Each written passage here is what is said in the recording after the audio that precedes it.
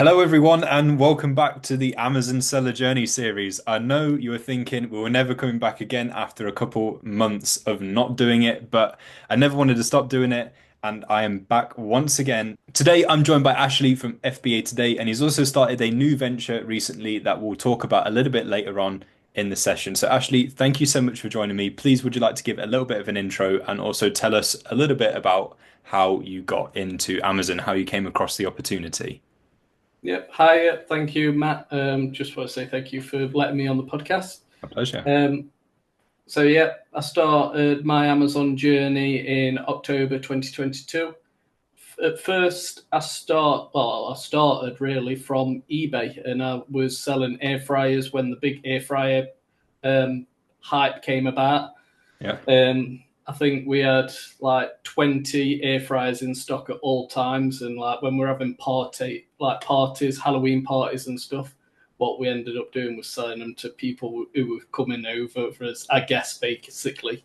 Hmm. And then we heard about Amazon. Yep. So we was part of a Discord group, like probably most people do start, and that's where we kind of got started, learned the basics, and that's about it. What was it that you were doing before you got into selling online? Like what was the push to move into like the e-commerce space? Was it just you were doing something and you didn't quite get on with it and then you wanted to do something a bit more um I don't know, I guess the right term is laid back. Even though it's not always laid back, but a bit more laid back than a customer facing kind of job. What was it that you were doing before? So before all the reselling and everything, I was an electrician. Like I was really well paid, Hmm. but we started the journey because our son's autistic. He's got Yeah. ADHD. He goes to special school. He takes medication and stuff. Yeah. And I was traveling up and down the country, doing 100-hour weeks, going up and down, and it was just crazy. And relying on my partner just to take all that responsibility. Yeah. So it was really hard on her, really hard on myself. Obviously, I wasn't dealing with it, but I ended up with the headaches because she was obviously needing my help and I wasn't there. So it was time to think about what we wanted to do moving forward. So I left my site team, my position in site team, going up and down country. I came more local, and then we grew, concentrated more on the Amazon business, Yeah. and then we eventually took that leap. Hmm. How long was it that you were juggling your job as an electrician and e-commerce selling on Amazon before you made that switch? So I went full time in July last year, um, but that was after a spell of being off ill because I Hmm. was diagnosed with sleep apnea. So that you've probably seen my videos on TikTok where I'm wearing my mask machine, and Yeah. so I've got to wear that every day because I was just stopping breathing while I was sleeping, Hmm. and it affected all my health, me sleep routine. I was sleep deprived basically at work, and Hmm. I thought that I was taking like it was risky because I was testing panels which was going to be like feeding big factories, Yeah. and if I made one mistake, I could be basically in a position where I killed somebody. Yeah. And that was like the mindset that I've kind of got to move away from the responsibility I've got and make this like full time. So I was probably juggling it for a good 18 months plus. Hmm.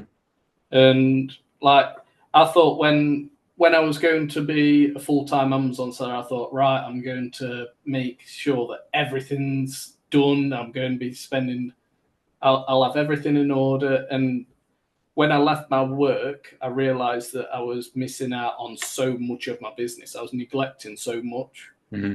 And so it was a case of when I left my job, I was putting like process infrastructure in place and making sure that my business was trying to run as a proper business, because it's not just about sourcing products. We are growing a business, and like that's what we're doing with the Navigators, which we'll get onto later. Yeah. Yeah. So when in that juggling process, because I kind of feel like just based on general observation, when people are doing Amazon or whatever it is that they're doing in the e-commerce world as a side hustle on top of what they're already doing, like did you find dividing up your time, because obviously you're relying on your free time basically to feed your side hustle. Did you find is that why things, as you say, kind of got neglected because obviously devoting aspects of your free time to Amazon was that a bit hard to sort of share out in your week? Yeah, I think obviously I was still doing like when I came closer to home and I was in the factory Yeah, instead of traveling up and down. Obviously, I took quite a huge pay cut, so I was still doing quite a lot of overtime. yeah, And then when I was like coming home, it was a case of right, I've got to source more products because that's going to make my business grow. yeah. And then obviously in the evenings, you're still packing products and stuff. Hmm. And so there was like a lot of that responsibility, which I was kind of taking on board because I knew that that's how my business wanted to grow. Hmm. But also, it's like returns and stuff. I've just got like a big shelf of doom, which I've still not sorted out because I've still put in like processes into place, and it like I say, it's not just about sourcing products, and that's where it became a real eye opener from going from a side hustle Hmm. to shit. I've got to make this work. I was looking into the processes of my business, and I'm missing out on a lot of things. It's like I was collecting my invoices and stuff, just something as simple as that. I was just collecting them on my email. I didn't have like a process where I put them into month, date, and everything like that. Which it sounds boring. It's not sexy. It's real though. Yeah, 100%. Yeah, like the whole inventory management thing, there's no way of sugarcoating it. There's no way of making it attractive whatsoever. It's just the nitty-gritty of business. And I mean, not just for selling on Amazon, for loads of routes that you take, there's a load of real ground level in the trenches stuff that often gets overlooked. I'm just throwing it back a little bit. I think this would be quite an interesting thing to talk about a little bit. So when as you say you initially were selling on eBay, and I suppose back in the day it would have been a bit more of an easier decision before eBay basically said that selling's free, there's no fees. So back then, like what would you say your reason was for moving from eBay to Amazon? And if you were in that same position today, if you were making that transition today, would it be such an easy decision, obviously with the no selling fees on eBay? I think what got us really interested in the eBay is that we were using a Discord to get like pings and get limited price drops and stuff like that. So Yeah. that was like a bit of that was interesting to kind of right, we could buy a product and there's so much demand for it, and realizing supply demand, which is like another thing which not many people realize about supply and demand. But it's like if there's so much demand and there's no supply, you could sell your product for a premium. Hmm. And like it was kind of eye opening, and people was I was going to Costco and stuff like that, picking air fryers up at like 5 at a time and stuff, trolleys full because they're quite bulky. Yeah. And people were like, "You're not going to sell them," and it's like we were driving back from site, and I'd sold two like while we was driving back, and they're like, "So you've just made £100 while you're driving back?" It's like, "Yeah," and they're Yeah. like, "I don't realize like it was that easy." It's like it is quite easy. And then we thought the whole reselling thing is a thing. Everybody buys low, sells high. It's what like supermarkets do and stuff Yeah. like that. And it's so it was like it'd be amazing. Like, I didn't believe that Amazon was a thing. I didn't know you could sell on Amazon. Hmm. And my mum still doesn't believe you can sell on Amazon. She's like, I've been doing it for 2.5 years and stuff, and she's like, I still can't put my finger on what you actually do to make money. It's like, well, I buy stuff low and sell it high, and she's always going through my shelf of doom and like picking things up. But it was like when I told my mum about it, she was saying, you can't do that. You'll have to get lorries in from China, and how are you going to do that? It's like, no, mum, it's not simple. It's not that hard. Like when we first started, I was doing retail arbitrage Hmm. because that was a good place as well to find stuff we could flip on eBay, like the air fryers. Yeah. So we kind of moved into Amazon because it was like a more of a business, not just kind of buying something and selling it and getting a little bit of a buzz. Yeah, yeah, yeah, yeah. I totally get that because I think eBay's really honed in on the whole second-hand thing. Even though you can do new stuff on eBay, I think they've realized that Amazon have clearly just taken the crown for new stuff, and they've just gone, you know what? Let's just hone in on all the second-hand stuff. Because I mean, when the two advertise, Amazon don't really advertise the second-hand side of things, but then eBay don't really advertise the new side of things. So I think there is a bit more of a divide there. So I completely understand your reasoning for making the switch. And where you say when someone said that when you picked up your air fryers that you weren't going to sell them, I mean, I think people that aren't in the space think that you're not going to make money off of a lot of these everyday things, off a lot of these like air fryers, for example. They think that like you're going to sell like the hottest Xbox game or something like that. It's not always those super glamorous products that make the money. It's like these simple everyday things, like these one-off sort of investments that people make. And like where do they get them from? Yes, they can get them in store, but a lot of people will just order these things online. So it's interesting that someone said, "Oh, you won't sell an air fryer," and then there you are, and only whilst driving you're making sales. Yeah. And that must feel pretty good. Yeah, it happened a few times. I remember doing a retail arbitrage trip, and we went to Derby, Yeah. um, and we went round B&M, and we used to go around doing the scanning and stuff. And then Rach walked past this air fryer, and I was like, "Rach, you're missing! Look, it's here, it's here." She's like, "Oh, I'm too busy looking." I think we was buying some slush puppy cups. You get like a slush puppy cup with a syrup, Yeah. and I think you're buying them for like 8.99, but you're selling for nearly 20 odd quid. Yeah. And she was looking for them and totally missed the air fryer. And we sold that air fryer. We picked it up from Derby and we drove back to our house and we dropped it off at their house and made like 50 quid just cash in hand straight away. Nice. Paid for the fuel. So Do you still do much in the way of retail arbitrage now, or have you switched things up a bit and focusing maybe a bit more on OA or wholesale? Do you still do any RA? um so when we first started, I did quite a lot of RA. Like 99% of our products was RA. Hmm. I used to go out quite a lot.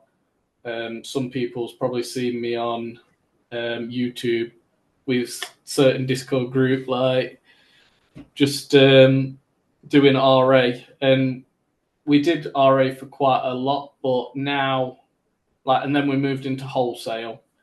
We went like really big on wholesale, Hmm. which wholesale slowed our business down because we were spending time.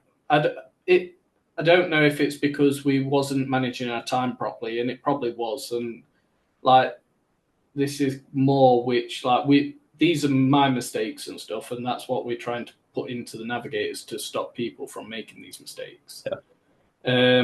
But like moving into wholesale, we were setting up our website, designing that, emails, trying to open wholesale accounts open. And we spent a lot of time and effort into that. So we was neglecting the retail arbitrage side of things. So like once we got accounts open, we was then getting pallets in, and we was doing lots of pallets, and like you'd be trying to meet the minimum order quantities, but you wasn't buying too many ASINs. Hmm.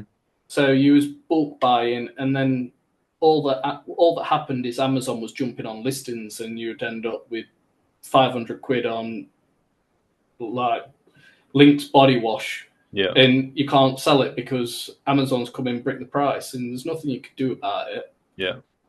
So we kind of moved away from wholesale. Like we went in, I had a bit of a dabble in unique bundles, but when the changes happened in America, Yeah. I kind of got a little bit scared because I was buying like my minimum order quantity was like from the distributor, and that was £2,000 plus VAT, which was 2 months worth of stock. Yeah. And I thought I can't take that risk of investing that much money and then Amazon to just randomly one day say we're going to close down because my products was in them categories which they was tightening the noose on. Yeah. So, like as a business decision, stopped doing that, and then I moved into online arbitrage and Amazon to Amazon, and that's where I'm currently at. Like massively, heavily invested in Amazon Europe, basically. How do you find Amazon to Amazon? Because with that, I feel like you've got to be a lot more on the ball with clocking those deals, and also you got. I'd say you have to be really good at reading like things like sales charts, for example, to understand how long it's going to be at that price, and if it is going to spike up, and how long it's going to do that for, and if there's very much consistency or indeed inconsistencies with it. Like, how do you find Amazon to Amazon flips? Um, I I find it easy for myself because obviously I'm a bit more experienced. But Yeah. I think like the whole Amazon to Amazon, it's a good way to make money Hmm. because obviously you get all the Amazon invoices, Yeah. and you know they're selling genuine products. They're going to accept their invoices as ungates and stuff. Yeah. So it's kind of a safer bet. You have got to obviously understand the listings. You've got to know how to analyze the listings Yeah. properly. It's not just about seeing a 50% price drop and then buying it. You've got Yeah. to understand why it's dropped because, like, there's a golden nugget here, but if the price drops on Amazon, sometimes it means that it's been dropped elsewhere on a marketplace. So it could be like on Very or Argos, for example. Yeah. So you could then search Very or do a quick Google search on that product, and you might be able to use like cashback to get a bit of cashback in your for your purchase. Hmm. So there's like I find it easy, and like with Amazon Europe, you because you've got to consider the exchange rate as well. Yeah. So it's quite easy to find them, and some of the products in Amazon Europe are just static products, Yeah. and you could be buying them because it's like the supply and demand issue again. Because there's a big supply, or that's where it's manufactured in Europe, but like European people in the UK, they want to still use their brands which they know. Yeah. There's the demand, so they pay a premium Hmm. because there's not much supply. So I think it's a really good way to do it. Yeah. I think it is like as you say with the changes that happened to unique bundles. I know that was US, but at the same time, if they've done it in the US, like the probability of them doing it elsewhere, I wouldn't say is very low. And whilst at least I'm not aware of any changes yet in the UK, whilst there hasn't been any changes yet in the UK, you just don't know. So it's worth looking into other avenues rather than putting all of your eggs into one basket. So what you've done there with dabbling with some with Amazon to Amazon flips alongside OA and looking at other routes, I think it is quite a smart way to go about it, just in case, because obviously you've assessed that risk factor and you've got that in the back of your head, which I think is a very good thing to do. For anyone that is like relatively new to the space, or maybe they're looking to get into it, like out of all of the methods that are out there, which ones would you say are the easiest to get to grips with for someone that is completely new to Amazon? When anybody asks me, like because I do the live stream on a Tuesday night on TikTok, Yeah. and I get the regular question like, I want to begin. I've got 10 grand. I want to buy a product. Show me a product, and I'll go and buy it. And it's like, no, you're not going to do that. Yeah. I always recommend people start with the basics because Amazon is a massive learning curve. Yeah. Unless you've already got previous experience, there's no point of taking your 10 grand and putting it into a profitable product at a wholesaler, because what happens if Amazon comes on there and bricks it? You don't know what's going to happen. Yeah. You haven't got that. That'll be just 10 grand's worth of dead stock. So I always tell people to start small, start with online arbitrage, retail arbitrage, go shallow and wide. So buy in smaller quantities of units, and then making sure that you've got a varied, like a variety of your portfolio. Mm-hmm. So more ASINs. Yeah. And I think with online arbitrage, it's just easier because you can get your invoices for ungating, because a lot of people do come to me and like say, I'm struggling with ungating. How can I get ungated? Or what can I do here? I brought Lego from Tesco because it was in clearance section. But they're not accepting my receipt. It's like Amazon don't accept receipts for ungates. You've got to now go and get a. You can do retail arbitrage and get ungated, but you've got to get ungated using an online retailer invoice. Mm-hmm. But I think not a lot of people understand that. They just think I've got a receipt, and then Yeah. Yeah, I agree with you. Getting down those basics and acquiring at least a ground level of knowledge before you go and do it is the bet. Well, it's really the only feasible way to do it. You can't just go in not knowing anything. And yeah, I do see that where it seems like people haven't put that ground level knowledge in place, and then they go out and they just buy something, then they bump into oh, I'm gated, and I can't then get ungated. Um, mm, but anyone that wants to do retail arbitrage and online arbitrage, obviously one of the big things that people mention is the fact that stores don't do invoices, they deal with receipts. So for anyone that wants to do R8 and OA and is bumped into that sort of thing, what would your advice be to them in order to acquire an invoice to get gated?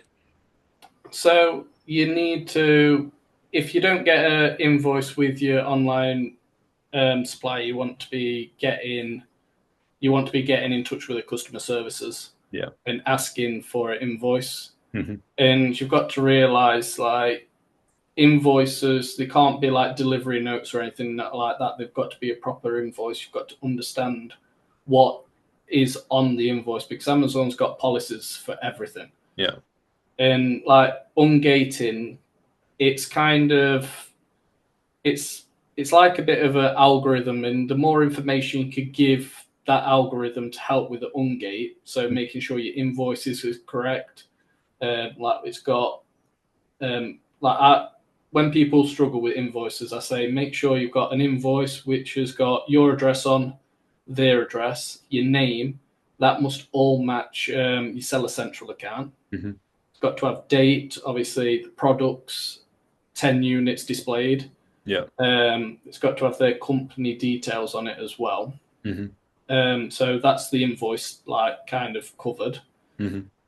Then take photos with the invoice next to your products from different angles. Show you've got 10 units, making sure that you could see that them products are actually genuine products. Hmm. I always tell people to add like at the bottom with at the bottom it says like add additional notes. Yeah. And I always say like right in there saying I've brought these products from a reputable wholesaler or distributor. Hmm. Here's the invoice which has got all the points which Amazon require on the Amazon's policy. Yeah. Please ungate this brand for me or category. Hmm. And that is like some of the best tips. You could also go like over your invoice and highlight the different things. Yeah. So then it just pinpoints out to the algorithm. I'm sure it's an algorithm because some people like you can send an invoice 16 times. I think somebody said to me the other day, 16 times, and on the 16th time they got it accepted. It was just the same information they kept redoing. I like that tip about the notes. I've not really heard that before. Usually, it ends up just being those mandatory things that Amazon asks for. I've not heard anyone say anything about utilizing that extra information space. So, yeah, I think that's a pretty good idea, just to clarify that communication. If it is indeed an algorithm, and it very much sounds like it is, um, yeah, I kind of agree with you on that one. I think it is an algorithm, but yeah, if it is, hopefully there's something in there that helps clarify to it that you've done it all the right way. Yeah, you've just got to think like it, if it is an algorithm, they've got a tick box and they've just got to make sure because the whole ungating process is there to protect Amazon's customers. Yeah, Because like a lot of people, they don't really like when you come into the Amazon business, you just think, right, I'm going to start selling products. You don't understand like how it works. hmm So like Amazon's obviously the biggest e-commerce store in the UK, possibly the world, and they've got a responsibility to their customers because it's their reputation. It's not you guys' reputation. yeah, So that's why they've got these processes in place to protect people. hmm So giving them all the information they want, it's just going to be tick, tick, tick, tick on that algorithm, and then hopefully it opens the door for you. Talking of algorithms and automated bits and pieces, obviously with when doing Amazon, having the right kinds of tools and stuff in place is quite important. I'm sure you'd agree with me saying that as well. What sort of like tools do you use in your Amazon business to help you with various processes? We have got like different processes in place and stuff.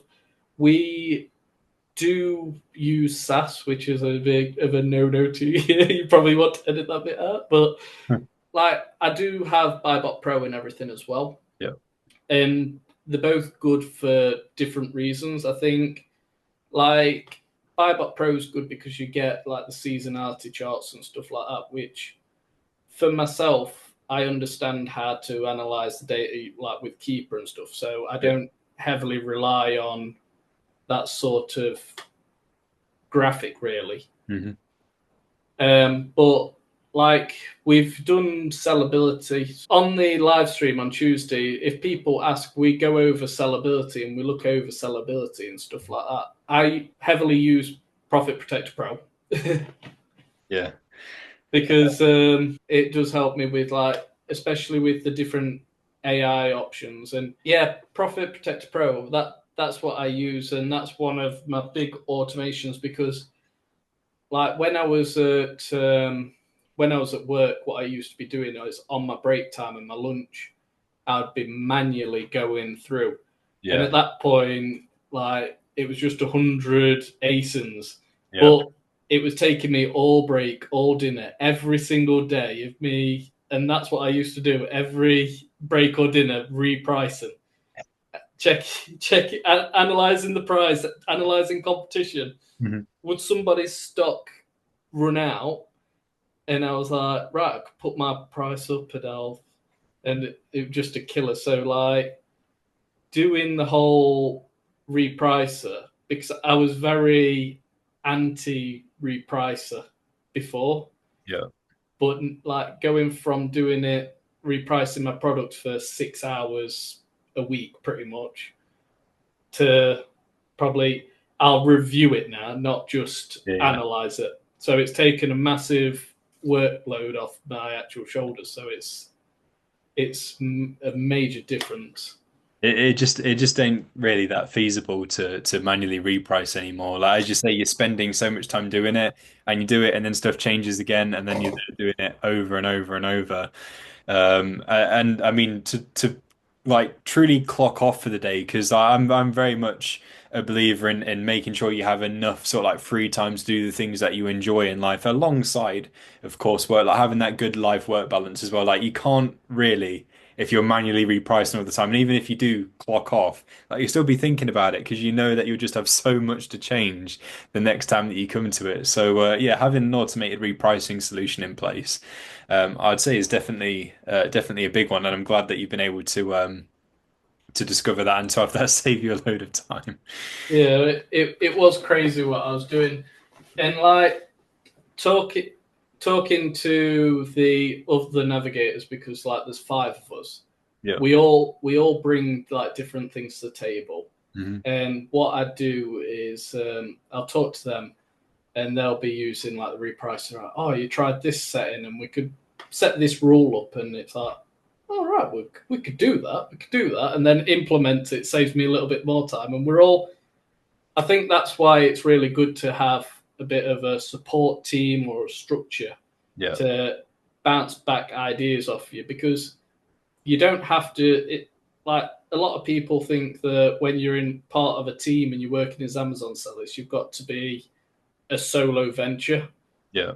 But like once we all start talking and getting used to each other and talking about our businesses, we've never shared a lead between each other. Hmm. It's been about growing our businesses, growing our systems, Yeah.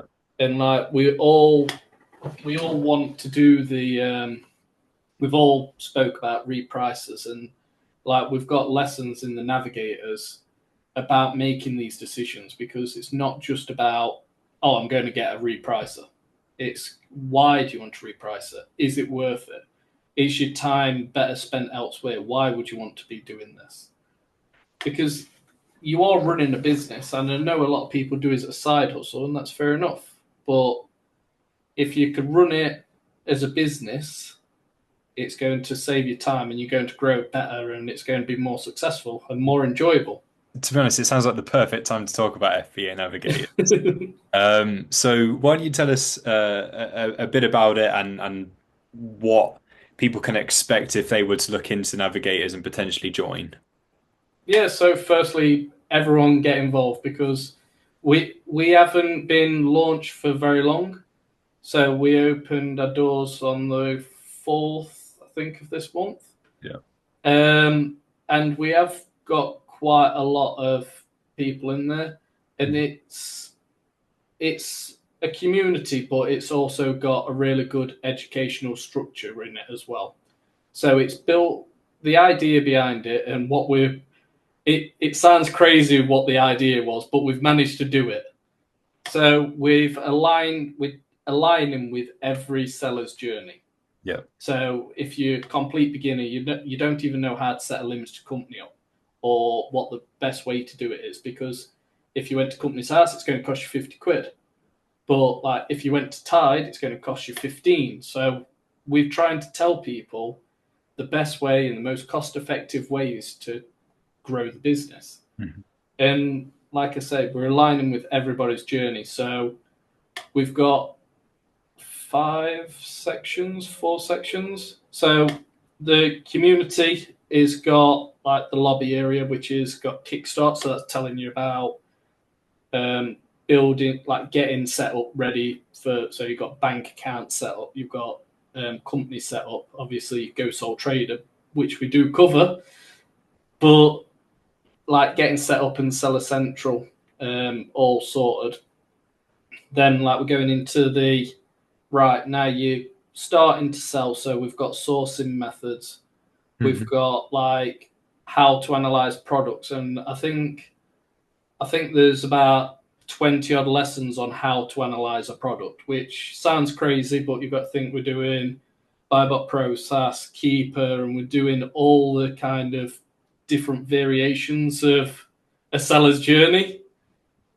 And then, like, so once you kind of do these lessons, you mark them off, and what it does then is it'll get you into the next tier. But we've had Russ, so you know, Honest FBA. Yep. Yep. He's involved. He's one of the navigators. There's three others. So there's Ricky Martin. So he's a seven-figure seller who sells all across Europe, different marketplaces, everything like that. We've got Warren, who's the Amazon product sourcer. Um, he's come in. He's obviously done the mentorship 2.0. He's been seen around various places, and he's a really good knowledge base. We've got Jimmy as well. He's like an inside man. He's day one FBA. Mhm. He can tell us some of the different nitty gritty bits, and shouldn't say too much more because I know he's got NDA in place. And like I say, we've got Russ, and Russ he's built this automation as well. So when you like sign into the community, you go through a questionnaire, and if you're a more experienced seller, you get put into the higher tier, Yeah. but you still unlock all the newer stuff, Yeah. and you can still go over the newer stuff. It's just that we don't want to set you at the point of you're a beginner. Yeah. But if you went through them lessons, you will find stuff because we've had six-figure sellers going through them already saying, I didn't realize you could do this. I didn't realize you could do that. Wow. There's so much value here. And it's like, just like people have probably never been in a community and they've probably never set up things correctly. Yeah. So that's why we've all come together, built it, and like you move into growth engine, and growth engines really, it's full on. This is going from like probably £5,000 sales up to £10,000 sales plus, and we're talking about VAT registration. We're going a bit more deeper into sourcing methods, going into like software automations, how like changing your mindset, because at that level you don't want to be doing the prep. Yeah. I'm like talking to the navigators, I'm probably the furthest behind because I do all my own prep, I do my own sourcing, I ain't got no VAs or anything like that, so I'm technically the furthest behind because everyone else has got these automations and time-saving methods in place. So like even for me, and I've been selling for 2.5 years, I'm like boom, mind blown. And like then once we've done that, we're moving on into like the proper automation, having a team and building your team and what processes you need to have in place to make sure your team's all working together. And so it's not just a community and like just a couple of videos. It's like it's a powerful place because we're running live events pretty much every night because we're doing one a week pretty much. Mm-hmm. And we've got live events. There is a paid subscription and a free subscription. Yeah. But in the free subscription, you're still getting like live meetups. You're still getting a community. You're still getting some lessons and there's downloadables. So it's not just a thing where you join and it's always an upsell, upsell, upsell. Yeah. There's value there at every single level. And that's why we've tried to align with everybody's journey. And we've done a bloody good job. I mean, it definitely sounds it. It sounds like a very different kind of community, but a good different. And what I like as well is obviously there's loads of things out there that focus on beginner levels like things, and there's loads of resources out there. But I like that you have stuff as well for people that are that bit further in their journey from like intermediate to advanced because like I only just talked about this the other day on another video or something like that. Like the learning journey should never stop. And I don't know why people set a limit on how much they should learn. And once they got the basics down, that's it. Because there's still so much to know. And I'm very much for the saying, you learn something new every day. And I think that's very much true. And if it ain't every day, then every other day or like once a week, whatever it is, I think striving to learn something new is great. And it's good that you've got stuff there for people that are further down the line. It helps them get that bit further from where they're at now. Because I think there's always like new stuff like new stuff to know, and like people have got different ideas. So if you're chatting to people who are at the same level, but obviously everyone's got a unique journey, and that's kind of what I'm trying to prove with a series like this one. No two people's journeys are exactly the same. So if they've done something in their business that they feel is unique to them and no one else has really done, they share that idea, then someone else is picking up on a good idea as well. So I do like that you've got that sort of stuff in place as well. Yeah. Well, when we was looking at what we wanted to create, we was like looking at the other communities, and we was like, obviously you've got the lead groups and stuff, Mhm. which, in fairness, they do more harm than good, Yeah. but you can also get lead groups which will help grow businesses, but at a certain point, Hmm. because if somebody doesn't want to have a VA, Yeah. they could then buy leads, but it's targeting it at new sellers and making it that it's a get rich quick scheme is like the wrong way to go about it because there's Yeah. not enough education. So we was like looking at that and we thought we've got something where what we know what we want to build, but like I enjoy learning as well as so I'm like I've teamed up with obviously the four others, Hmm. and all we've done is spoke about Amazon because like it's a whole like it's strange to describe because when you talk to your friends and stuff, like I talk to my friends from work and stuff, and you talk about Amazon and you just see them, they switch off. So when you've got like a bit of a commute, like a group where they're all like all your journeys align, it's like so powerful and like the amount of growth we've all seen, and like everybody's got a golden nugget. Hmm. It's just that because you do something on a regular basis, it doesn't mean that it's not a golden nugget. So I do like little filters and stuff, and I was talking to Ricky Martin. Obviously, he's a seven-figure seller. He sells all across Europe, and everyone's like, "Oh my god, he knows everything." But I was like, "Let's just try this filter. Just try this little thing." And it's like, "Oh my gosh!" And like, just one little thing could be 10 grand profit to him over a year, Yeah. and that's the difference. So I think it's really powerful to have a community, and that's why I wanted to kind of have every step as well, like of the seller's journey. Because sometimes when you are selling, you know how to source. Yeah, that's one of your first things to do.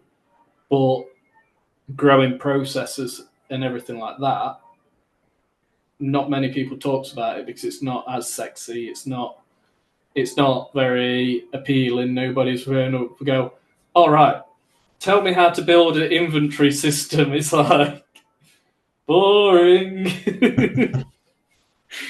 But for anyone that wants to get involved with navigators, because obviously, as I say, it sounds like a great thing to be involved in. If anyone that does want to get involved, like how exactly can they get into it? So I would have a link. I'll be able to send you a link to the navigator so then people go directly and we can link that in Yeah, of bottom. course. But I've got like a link in my bio and all the other navigators. So Russ, Warren, Jimmy, and Ricky, we all have a link in our bios trying to put the word out. We talk about it enough on our TikToks, so that's all we seem to be talking about at the moment. And so, yeah, as you heard there, from for anyone that wants to get involved with this, obviously, Ash on TikTok, he's known as FBA Today. So if you go and head over to his profile, give him a follow because he gives out great tips all the time, and I promise you, you will not regret following his channel because his videos are great, and he does stuff that I would never dream of doing in my TikTok. So you're guaranteed to be entertained, if nothing else. So obviously, links are in his bio. I will link his TikTok. Um, in the description as well, so you can go ahead and give him a follow there. I just wanted to say, Ashley, thank you very much for joining me today and sharing a lot of nuggets of wisdom Thank you so much. Is there Right. anything that you wanted to say as like a final thing before we wrap up? Probably just get involved in the navigators because, like, we've got 20 years of experience between all five of us, and that is the best thing for. I think it's the best place for anyone to be. Yeah. Yeah. And thank you for having me on the podcast as well. You're very welcome. So there's plenty more knowledge to be had there.